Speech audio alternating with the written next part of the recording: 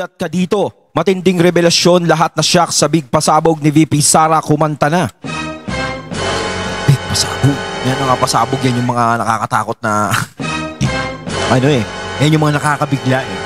And syempre itong balitang ating matutunghayan ngayon ay nagbula kay Banat ng Bayan. At ito po ang inyong lingkod na si BT na magbibigay ng reaksyon at komento dito sa video na ating matutunghayan ngayon. At huwag na natin pagtagalin at sabay-sabay na natin panoorin ang laman ng video na hatid sa atin ni Banat ng Bayan at bibigyan natin ng reaksyon ang balitang ito. Pasok! Magandang araw po sa inyo lahat ko po. Ang tindi po ng binitawan ni VP Sara Duterte. Nako. Ayun, syempre bago natin simulan ang video ito, nais ko nga pala magbigay ng credits dito sa boses na madidinig natin ngayon at bibigyan ng reaksyon. Walang iba kundi si Banat Bay. Syempre, huwag niyo kakalimutang suportahan ang YouTube channel ni Sir Banat Bay. Pakibisita mga katunay at huwag niyo rin pong kalimutan mag-subscribe para maging updated po tayo sa mga vlogs ni Sir Banat Bay. Syempre, huwag niyo rin kakalimutan ang Banateros. Ayan, pagpatuloy natin. Breaking news. Stage ni VP Sara Duterte si Senator Amy Marcos. Ayong palakpakan. Bakit? Ay, nako.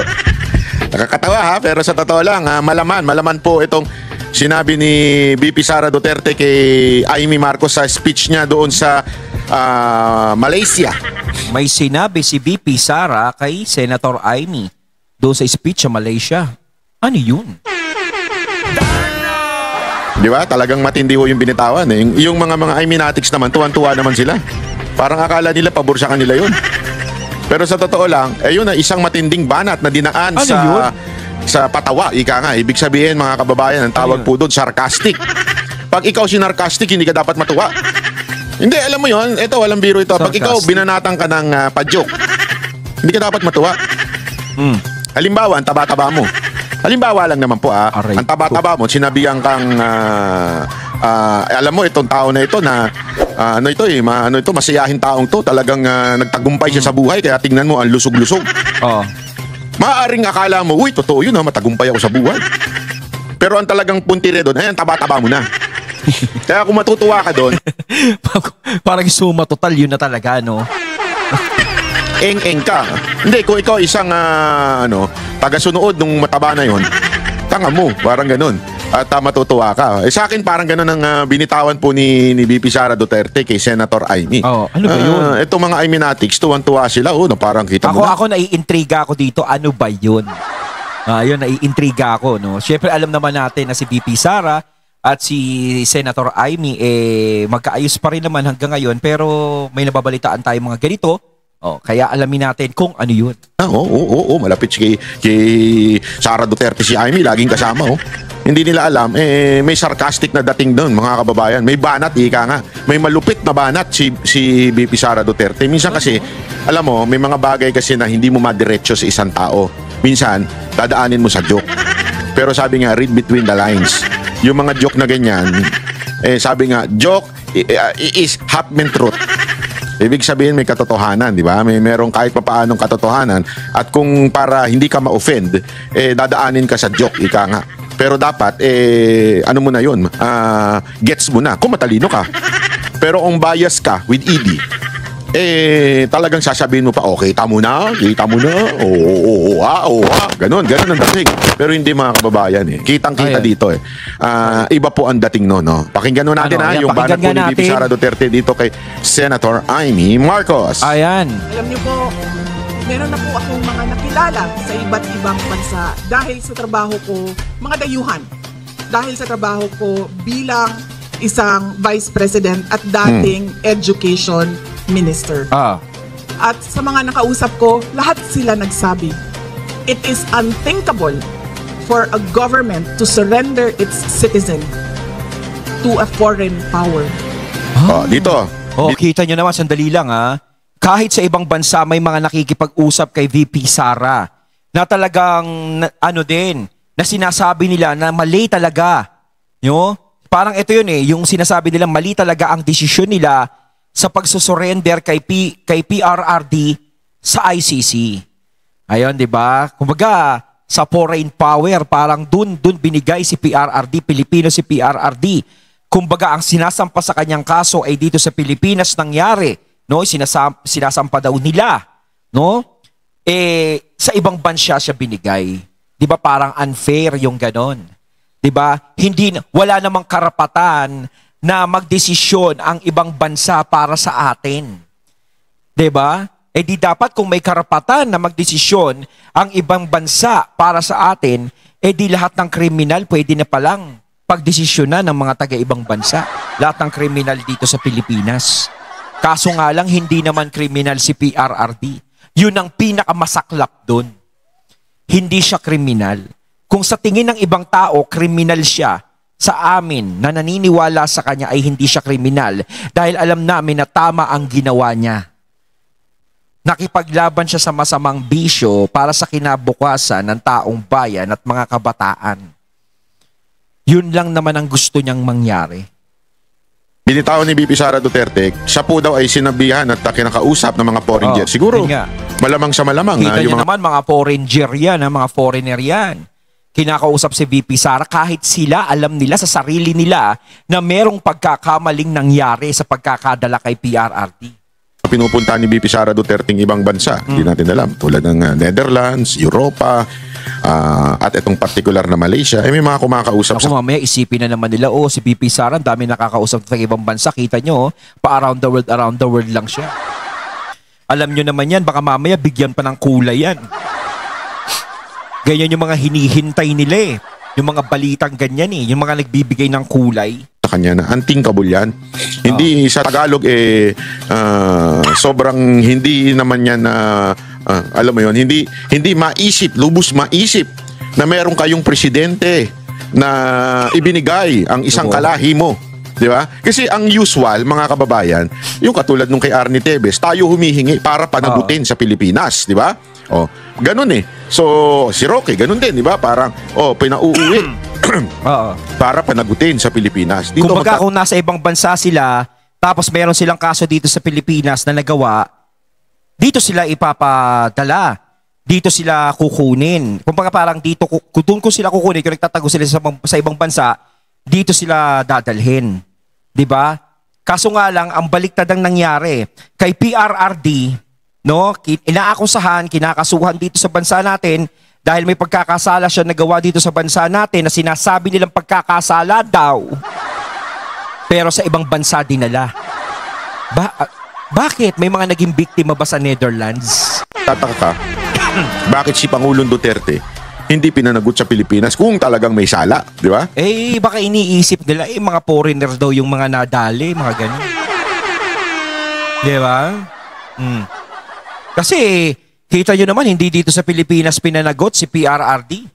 Dinala siya doon sa ibang bansa. Di ba? So, ibig sabihin, ang kasalanan ni PRRD nasa mga foreigner. Bakit hindi nila pinanagot?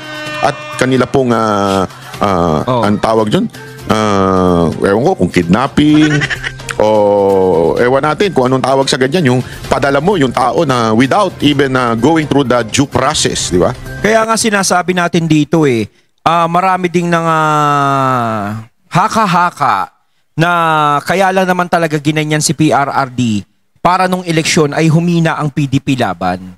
Kumbaga kahit papaano mapilayan.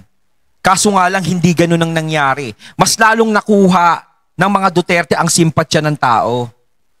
'Di ba? Hindi talaga humina. Mas lalo pang lumakas. Yun yung wrong move na ginawa nila. Yung wrong timing, no, na pagkakadala kay PRRD sa ICC.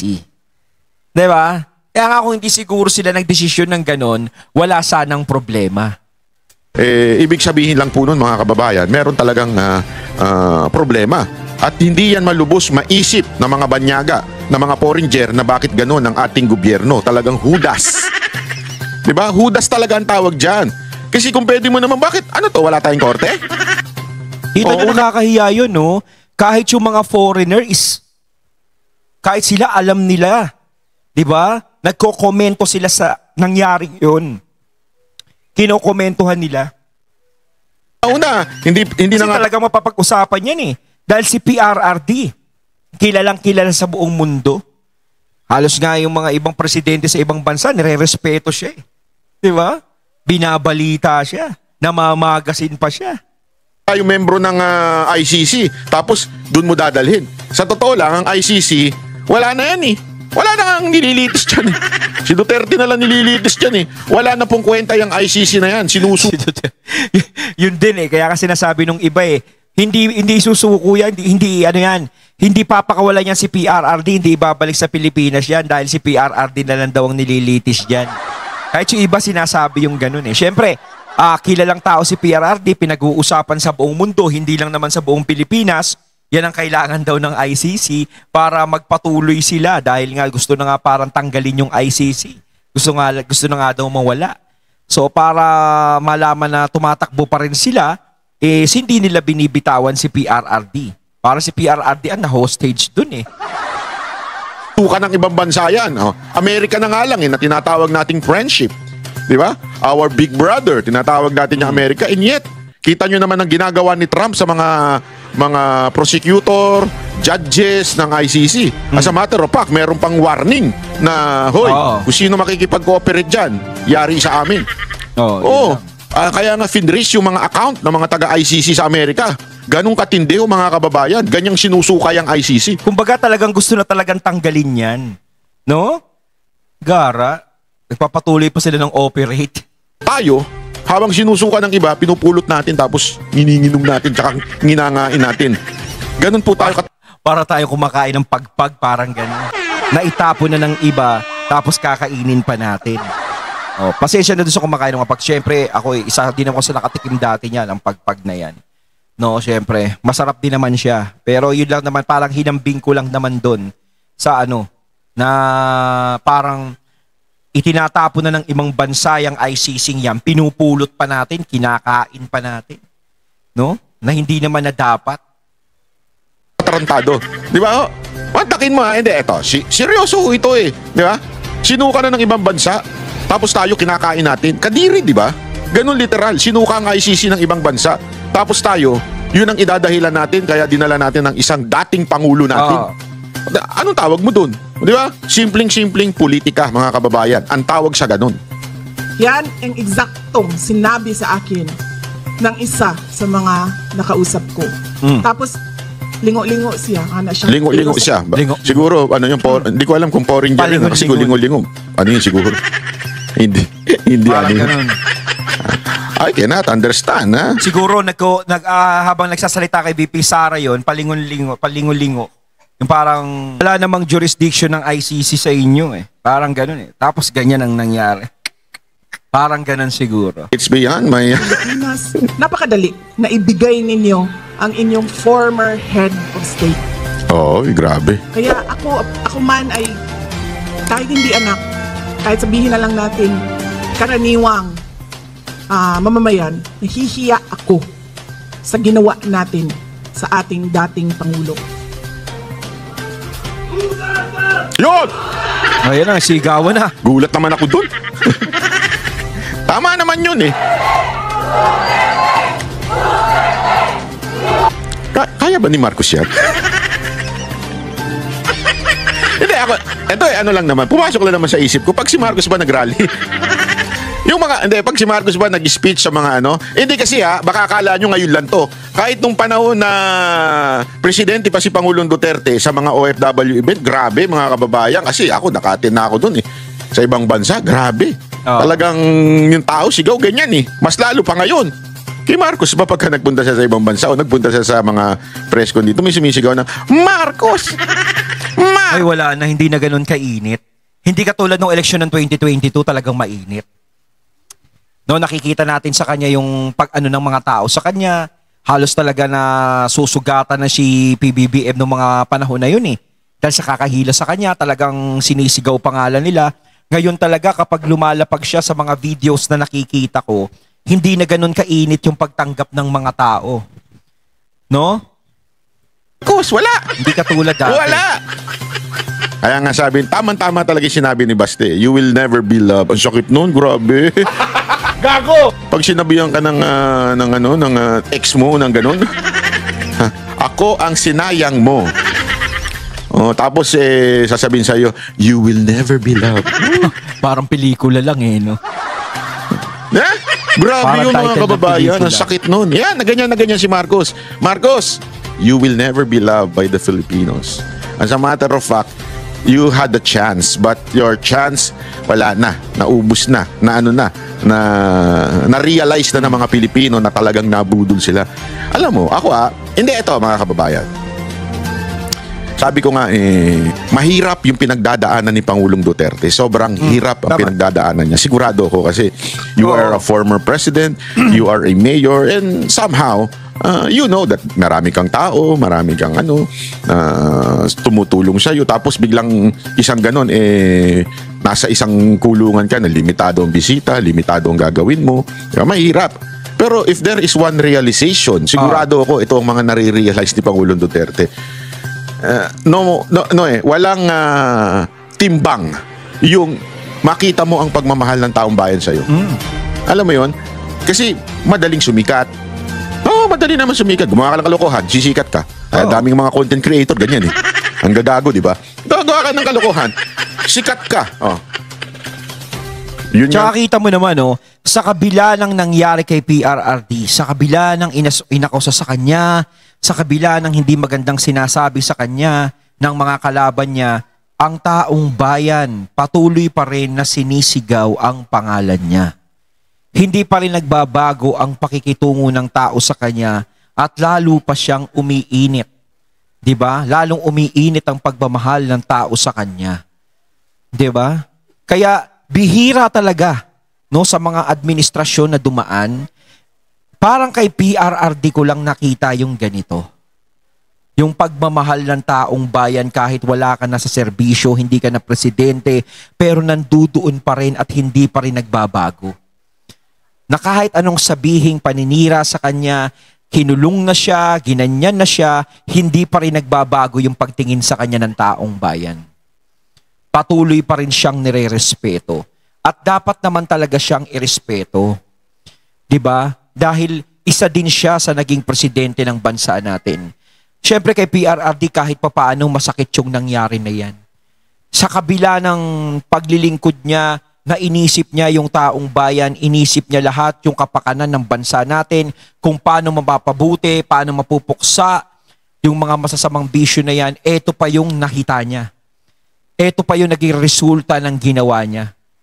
So 'di ba kung ikaw isang politiko, may iisip mong patinuin ang bansa natin, paano kung mangyari din sa iyo ang nangyari kay PRRD?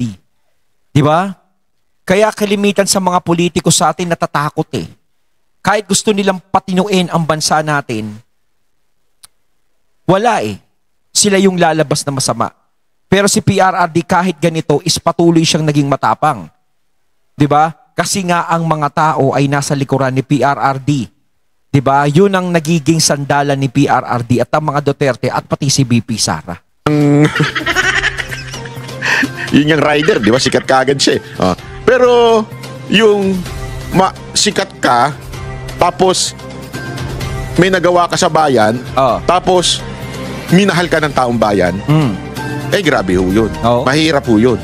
Kasi madaling sumikat, madaling magkapera, kung milyonaryo ka pero hindi ka mahal ng taong bayan. Yun lang. Parang halimbawa yung kay sorry pero naalala ko na naman basta pera pinag-uusapan Natandaan nyo, ang respeto hindi nabibili ng pera yan. Yung si Sam Bersosa, ginawa mo na ang lahat sa Maynila. Lahat ng pautot ginawa mo na, lahat ng pa-concert ng mga barkada mong artista. Ginawa mo na. Lahat ng pamumudbod, ginawa mo na. Pero hindi siya minahal ng mga taga Maynila. Ang sakit doon, grabe. Totoo, walang biro.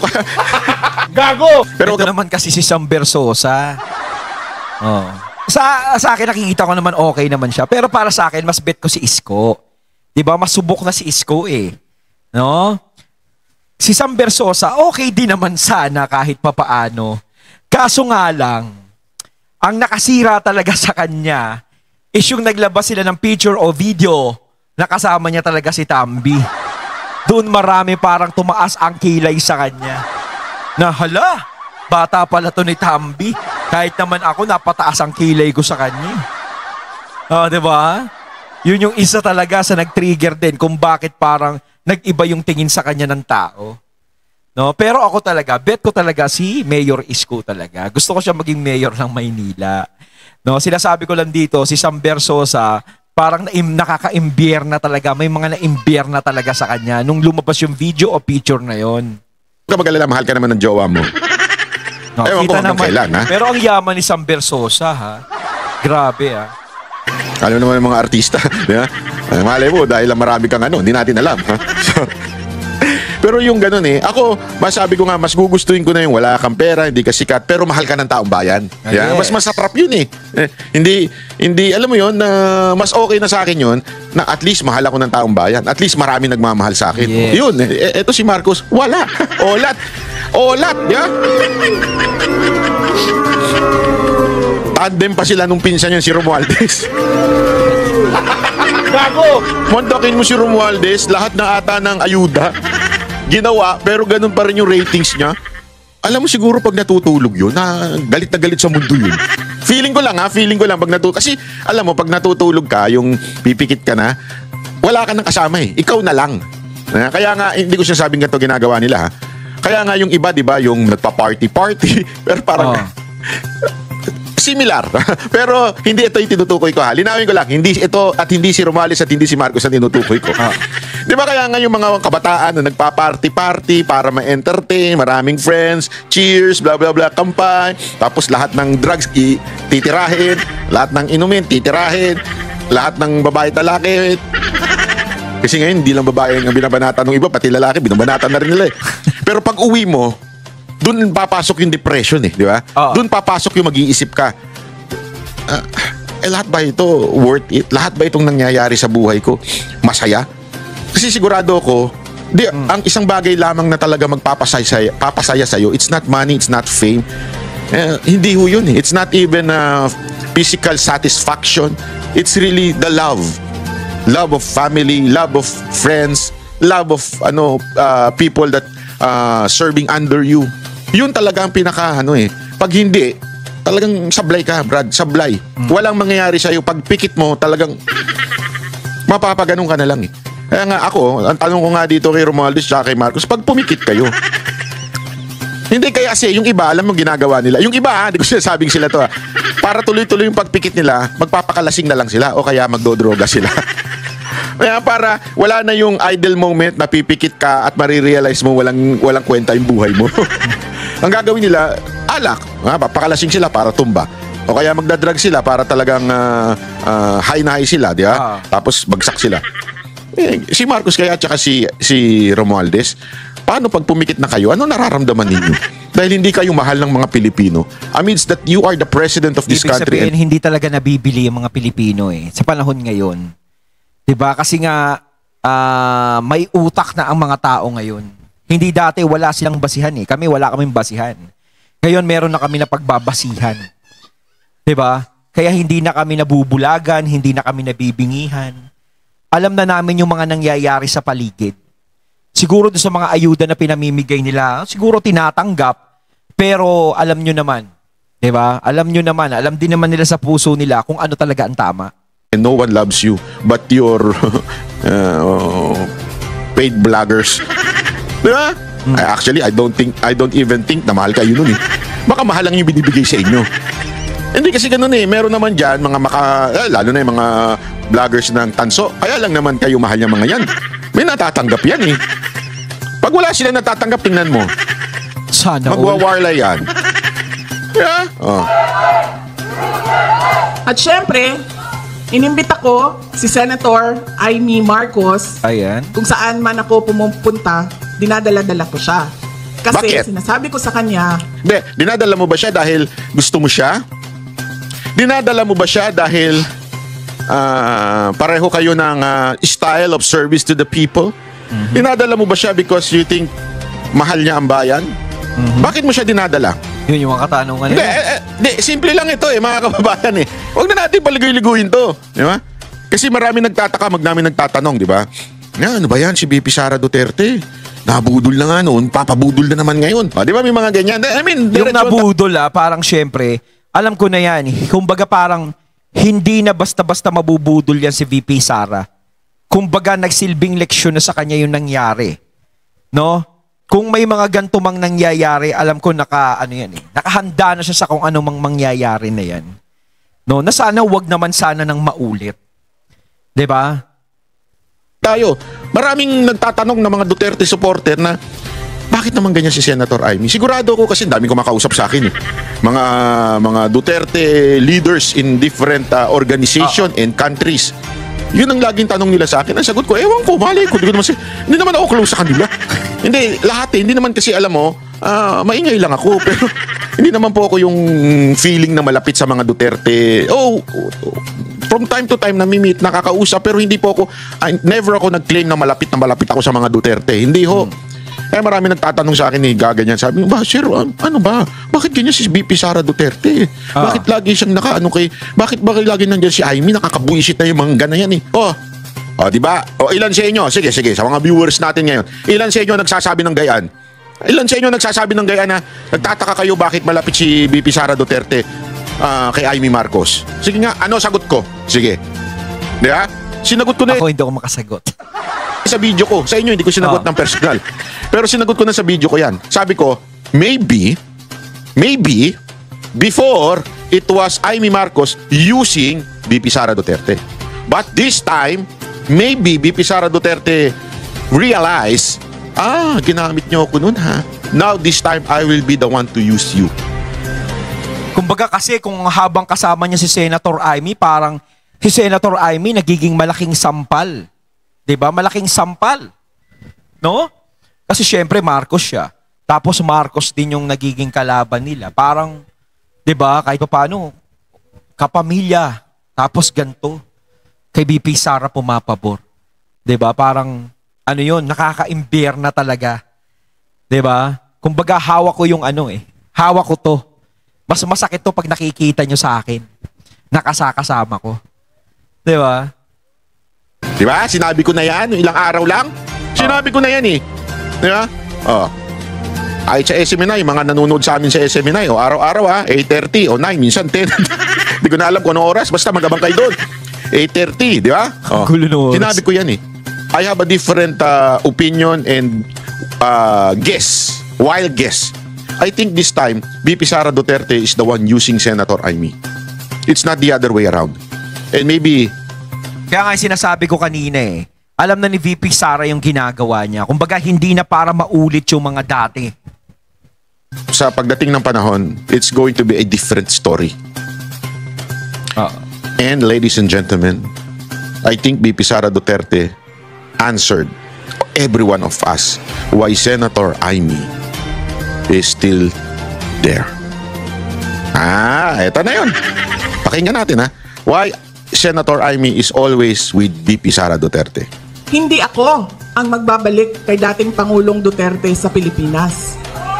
Dahil ang kapatid mo ang nagpadala sa kanya sa Hague. Ikaw ang magbabalik sa kanya sa Pilipinas. Yun lang. Ayun. Yun ang sagot. Ayun Yun ang sagot. She wants a kumbaga parang si Senator Amy ang magiging instrumento para maibalik si PRRD dito sa Pilipinas. Diba kung hindi kayang gawin ng kapatid ni Senator Amy, si Senator Amy ang gagawa niyan. Parang ganun yun. Accountability with Senator Amy. Gusto niyang panagutin si Senator Amy sa pamamagitan ng ikaw ang magdala at magbalik sa Pilipinas dahil yung kapatid mo ang nagdukot sa Pilipinas. Ayon, at ating natunghayan ng video na nagmula kay Banat ng Bayan at syempre natunghayan natin ang boses na yon na binigyan natin ng reaksyon walang iba kundi si Banat Bay. Kayo mga katunay, anong masasabi nyo tungkol dito? Comment lang po kayo sa comment box. So once again, I'm BT and I'm out. Peace.